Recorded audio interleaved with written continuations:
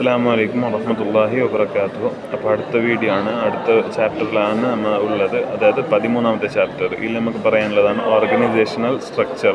അപ്പോൾ ഓർഗനൈസേഷനിൽ ഉള്ള സ്ട്രക്ചേഴ്സാണ് നമുക്ക് ഈ വീഡിയോയിൽ പറയാനുള്ളത്. അപ്പോൾ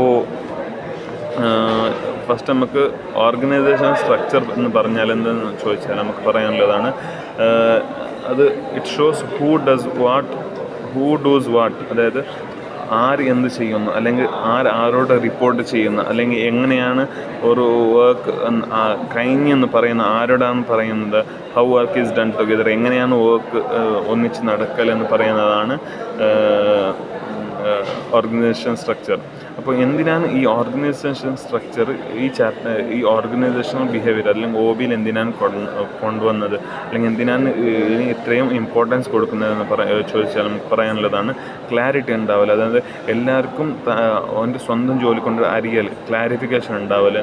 പിന്നെ പറയുന്ന രണ്ടാമത് കോർഡിനേഷൻ ഉണ്ടാവില്ല. അതായത് എല്ലാവർക്കും എങ്ങനെയാണ് തൻ്റെ ജോലി ഇങ്ങനെ ഫിറ്റ് ആവുന്നോ ഇല്ലേ എന്ന് പരസ്പരം ഇങ്ങനെ അറിയൽ. പിന്നെ മൂന്നാമത്തതാണ് കമ്മ്യൂണിക്കേഷൻ. നമുക്ക് ഇതിന് മുമ്പിൽ ചാപ്റ്ററിലെല്ലാം നമ്മൾ സംസാരിച്ചതുപോലെ നല്ലൊരു മൂവ് ഉണ്ടാവാൻ വേണ്ടിയിട്ട് നല്ല ക്ലിയർ കമ്മ്യൂണിക്കേഷൻ ഉണ്ടാവില്ല. പിന്നെ എഫിഷ്യൻസിന് വേണ്ടിയിട്ടാണ് ഓർഗനൈസേഷൻ സ്ട്രക്ചർ ഇമ്പോർട്ടൻ്റ്. അത് എഫിഷ്യൻസി പറഞ്ഞാൽ ടൈം, പിന്നെ റിസോഴ്സ് എല്ലാം നല്ല നിലയ്ക്ക് യൂസ് ചെയ്യൽ. അപ്പോൾ പിന്നെ പറയാനുള്ളതാണ് 7 എലമെൻറ്റ്സ് ഓഫ് സ്ട്രക്ചർ. അത് ഓർഗനൈസേഷനിൽ 7 സ്ട്രക്ചർ ഉണ്ട്. അത് 7 സ്ട്രക്ചേഴ്സ് ഉണ്ട്. ഒന്നാമതാണ് വർക്ക് സ്പെഷ്യലൈസേഷൻ. വർക്ക് സ്പെഷ്യലൈസേഷൻ നമുക്ക് പറയാനുള്ളതാണ് divide jobs into small task. അതായത് ചെറിയ ടാസ്ക്കായിട്ട് നമുക്ക് ജോലി നമുക്ക് ഡിവൈഡ് ചെയ്യാൽ. പിന്നെ രണ്ടാമത് പറയാനുള്ളതാണ് ഡിപ്പാർട്ട്മെൻറ്റലൈസേഷൻ. അതായത് നല്ല ഗ്രൂപ്പായിട്ട് ജോബ്സ് ചെയ്യൽ. പിന്നെ പ്രൊഡക്ട്സ് എല്ലാം ഗ്രൂപ്പായിട്ട് തന്നെ ഷെയർ ചെയ്യൽ, അല്ലെങ്കിൽ നല്ല പ്ലേസ് കണ്ടെത്തൽ. പിന്നെ മൂന്നാമതാണ് chain of command. Chain of കമാൻഡിൽ നമുക്ക് പറയാനുള്ളത് ആരോടാണ് എങ്ങനെയാണ് റിപ്പോർട്ട് ചെയ്യൽ, അല്ലെങ്കിൽ പ്രോബ്ലംസ് പറയൽ, അല്ലെങ്കിൽ സൊല്യൂഷൻ കണ്ടെത്തൽ, ആരോടൊപ്പം പറഞ്ഞിട്ടാണ് നോക്കലാണ് ചെയിൻ ഓഫ് കമാൻഡ്. പിന്നെ നാലാമതാണ് span of control. Span of കൺട്രോളിൽ നമുക്ക് പറയാനുള്ളത് ഹൗ മെനി പീപ്പിൾ വൺ മാനേജറിൽ. അത് സ്പാൻ ഓഫ് കൺട്രോളിൽ എങ്ങനെയാണ് ഒരു മാനേജർ എത്ര ആളെയാണ് കൺട്രോൾ ചെയ്യുന്നത്, അല്ലെങ്കിൽ എങ്ങനെയാണ് കൺട്രോൾ ചെയ്യുന്നത് നോക്കലാണ് സ്പാൻ ഓഫ് കൺട്രോൾ. പിന്നെ അഞ്ചാമത്തെ പറയാനുള്ളതാണ് സെൻട്രലൈസേഷൻ വേഴ്സസ് ഡീസെൻട്രലൈസേഷൻ. അതായത് decision made at top or shared. അത് നല്ല നിലയ്ക്ക് ഡിസിഷൻ എടുത്തോ അല്ലെങ്കിൽ ഷെയർ ആയിട്ടാണ് എടുത്തോ. ഷെയർ പറഞ്ഞാൽ എല്ലാവരോടും സംസാരിച്ചത്, എല്ലാവരും ഷെയർ ചെയ്തിട്ടാണോ ഡിസിഷൻ എടുത്തത്. അതാണ് സെൻട്രലൈസേഷൻ വേഴ്സസ് ഡീസെൻട്രലൈസേഷൻ. പിന്നെ ആറാമത്തേതാണ് ഫോർമലൈസേഷൻ. ഫോർമലൈസേഷൻ നമുക്ക് പറയാനുള്ളതാണ് റൂൾസ്, ഇൻസ്ട്രക്ഷൻസ്, പിന്നെ ജോബ്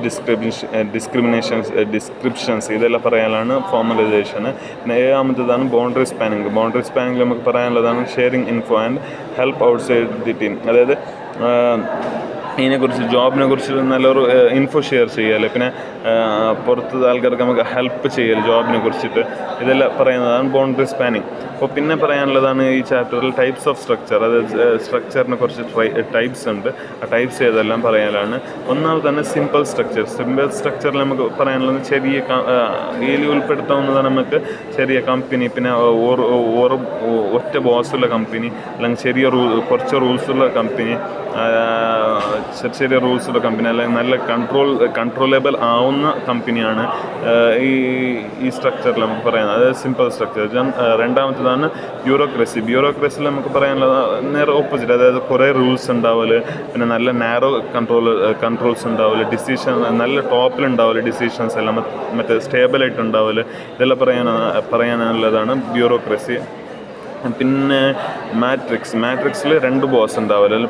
പ്രൊജക്റ്റിന് ഒരു ബോസ്, ഫംഗ്ഷനിൽ വേറൊരു ബോസ് ഉണ്ടാവില്ല. പിന്നെ എംപ്ലോയീസിൽ എന്താക്കും, 2 ബോസിനും ഇങ്ങനെ എല്ലാ റിപ്പോർട്ട്സും ഇങ്ങനെ ഷെയർ ചെയ്യും. പിന്നെയാണ് പറയാനുള്ളത് പിന്നത്തെ ടൈപ്സാണ് വെർച്വൽ ടൈപ്സിൽ നല്ല ചെറിയ കമ്പനി ആയിട്ടുണ്ടാവും. പിന്നെ കുറേ വർക്ക്സ് ഉണ്ടാവും. കുറേ വർക്ക്സ് ഉണ്ടാവും, ഔട്ട്സോഴ്സ്ഡ് ആയിട്ടുണ്ടാവും. പിന്നെ പറയാനുള്ളതാണ് ടീം സ്ട്രക്ചർ നമുക്ക് പറയാനുള്ളതാണ്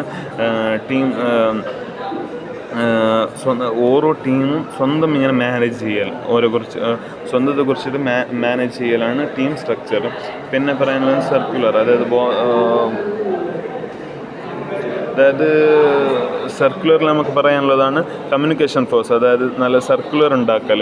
ഇപ്പോൾ നമുക്ക് സാധാരണ അറിയുന്നത് പോലെ തന്നെ നല്ല സർക്കുലർ ഉണ്ടാക്കിയിട്ട് കമ്മ്യൂണിക്കേഷൻ നല്ലൊരു ഫ്ലോ ഉണ്ടാവല്, എല്ലാവർക്കും അറിയാവുന്ന രീതിയിലുള്ള കമ്മ്യൂണിക്കേഷൻ ഉണ്ടാവല്, ഇങ്ങനെയാണ്. പിന്നെ പറയാനുള്ളതാണ് മെക്കാനിസ്റ്റിക് വേഴ്സസ് ഓർഗാനിക്. മെക്കാനിസ്റ്റിക് എന്ന് പറഞ്ഞാലും ഓർഗാനിക് പറഞ്ഞാലും എന്ത്, മെക്കാനിസ്റ്റിക് പറഞ്ഞാൽ നമുക്ക് മെഷീൻ പോലെ കുറേ റൂൾസ്, പിന്നെ നല്ല ഡിസിഷൻസ് ഉണ്ടാവല്, അതായത് മെഷീൻസ് പോലെ, പിന്നെ സ്റ്റേബിളായിട്ട് ഉണ്ടാവല്. എക്സാമ്പിൾ നമുക്ക് നോക്കുമ്പോൾ മെക്ഡൊണാൾഡ്സിനെ പോലെ. പിന്നെ ഓർഗാനിക് പറഞ്ഞാൽ നല്ല ഫ്ലെക്സിബിളായിട്ട് ഉണ്ടാവില്ല, പിന്നെ നല്ല ലിവിങ് തിങ്സ്, പിന്നെ ടീം ബേസ്ഡ് ആയിട്ട് ഉണ്ടാവില്ല, സ്ട്രക്ചേഴ്സ് ടീം ബേസ്ഡ് ആയിട്ട് ഉണ്ടാവില്ല, പിന്നെ നല്ല ഷെയർഡ് ഡിസിഷൻ എടുക്കൽ. നമുക്ക് എക്സാമ്പിൾ നോക്കുമ്പോൾ നമുക്ക് ഗൂഗിളിനെ പോലെ, ഗൂഗിൾ ഫ്ലെക്സിബിൾ ആണ്, നല്ല ഫ്രണ്ട്ലി ആണ്, ലിവിങ് തിങ്സ് ആണ്, അതായത് നമുക്കിപ്പം എന്നും നോക്കാവുന്നതാണ്. മെക്ഡൊണാൾഡ്സും പോലെയല്ല, പിന്നെ ടീം ബേസ്ഡ് ആണ്, പിന്നെ ഡിസിഷൻ ഷെയർ ചെയ്യാവുന്നതാണ്. ഇതെല്ലാമാണ് പറയാനുള്ളത്. പിന്നെ ലാസ്റ്റ് പറയാനുള്ളതാണ് ഹൗ സ്ട്രക്ചർ എഫക്ട് പീപ്പിൾ. എങ്ങനെയാണ് ഓർഗനൈസേഷൻ സ്ട്രക്ചർ പീപ്പിൾസിനെ എഫക്റ്റ് ചെയ്യും എന്നതാണ്. അപ്പോൾ ഇതിൽ നോക്കുമ്പോൾ നമുക്ക് പറയാനുള്ളതാണ് ഡൗൺ സൈസിങ് നല്ല ഫ്ലാറ്റ് സ്ട്രക്ചർ ഉണ്ടാവുമല്ലോ, പിന്നെ കുറേ വർക്ക്സ് ഉണ്ടാവില്ല, സ്ട്രക്സ് അനക്സിറ്റികളുണ്ട്. പിന്നെ മെക്കാനിസ്റ്റിക് നേരത്തെ പറഞ്ഞതുപോലെ പ്രെഡിക്റ്റബിൾ ജോബ്സ് ഉണ്ടാവില്ല, പിന്നെ ലെസ് ഹാപ്പി ഉണ്ടാവില്ല, കുറേ സന്തോഷങ്ങളൊന്നും ഉണ്ടാവില്ല, പിന്നെ ഹയർ ടേൺ ഓവർ ഉണ്ടാവില്ല. പിന്നെ മാറ്റിക്സ് നേരത്തെ പറഞ്ഞതുപോലെ മോർ ഇന്നോവേഷൻ, പിന്നെ സ്ട്രെസ്സ്, പിന്നെ 2 ബോസെല്ലാം ഉണ്ടാവലാണ് മാറ്റിക്സ്. അപ്പോൾ ഇത്രയും കാര്യങ്ങളാണ് ഞങ്ങൾക്ക് ഈ ചാപ്റ്ററിൽ പറയാനുള്ളത്. അസ്സലാമു അലൈക്കും വറഹ്മത്തുള്ളാഹി വബറകാതുഹു.